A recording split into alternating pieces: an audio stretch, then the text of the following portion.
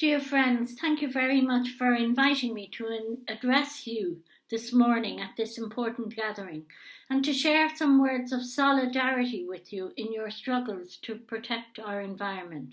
I am under no illusion about the difficulties you face in this work, and I wish I had the ability to end with the stroke of a pen the frequent harassment, physical attacks, arrests, slap suits and murders that plague environmental defenders in the Asia Pacific region.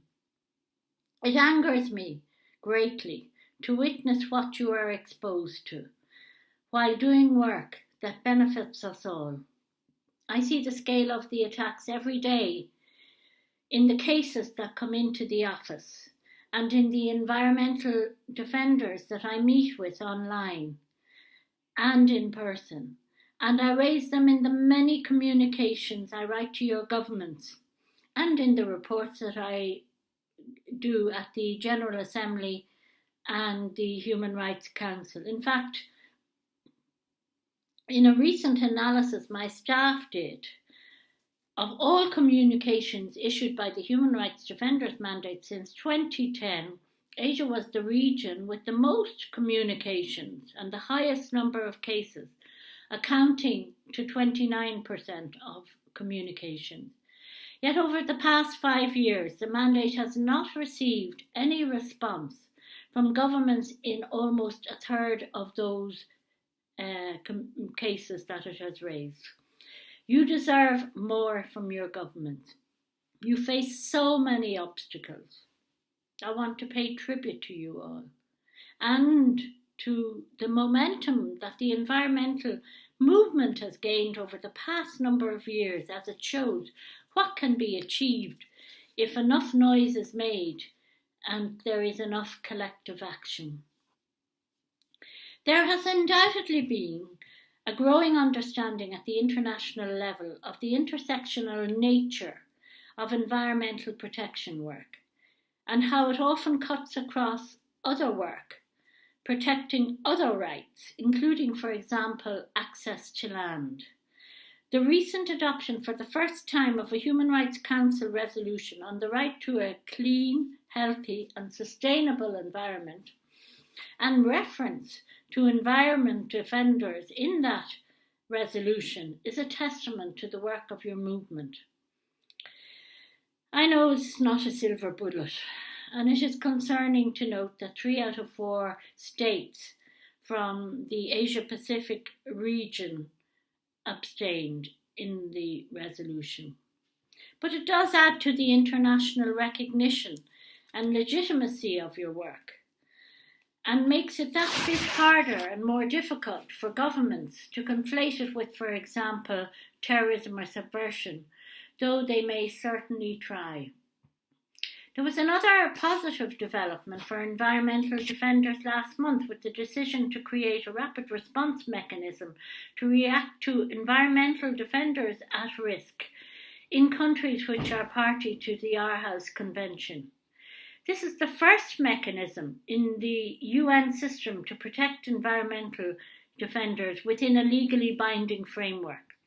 It is precedent setting and is, I hope, something we will see replicated in other regions. By explicitly recognising the vital role of environmental human rights defenders in environmental protection and acknowledging the risks that they face in state parties, governments are also taking steps to address climate change. As Monica Christiani, an Indigenous activist from Indonesia, said at a COP side event last week, if the government protects our rights, they are also doing climate mitigation. However, as I said in my remarks at the announcement of the decision, the mechanism will only be as effective if it is implemented in good faith by states and that states live up to their commitments in signing onto this decision. The third positive development I would like to highlight is the progress we are seeing in the movement towards human rights and environmental due diligence legislation for business. This is happening at different paces and stages throughout the world, but can I believe, offer hope for a systematic change in the protection of human rights defenders instead of the band-aids that are applied through emergency measures and individual advocacy when they are at risk. I also believe that this momentum stems from human rights defenders in the Global South who have been spotlighting the harm large corporations have been doing to people and the planet for a long time. As you are aware, maybe, I'm not sure, but there is a legislative initiative which is due to be published by the European Commission next month to apply to business from and in the European Union. This will direct states to implement national legislation which will be binding on companies based in that state but carrying out their operations outside of the European Union. I know there are many EU companies active in Asia Pacific and elsewhere who through their own activity or through the activities of their subsidiaries or contractors are contributing to harms against human rights defenders. This is one of the reasons why I have really pushed for the inclusion of human rights defenders to be named as stakeholders in the legislative proposal.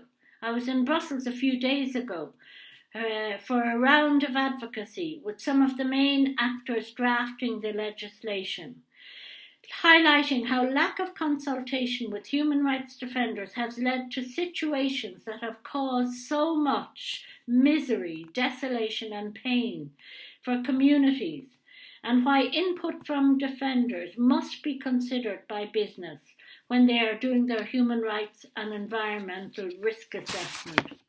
I would like to finish with a quote from E. Cummings, which came to mind when I was thinking about the work that you're doing and have been doing in the face of what must often seem like insurmountable odds.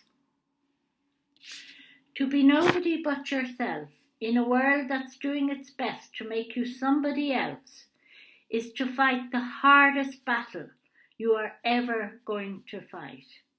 Never stop fighting. Thank you.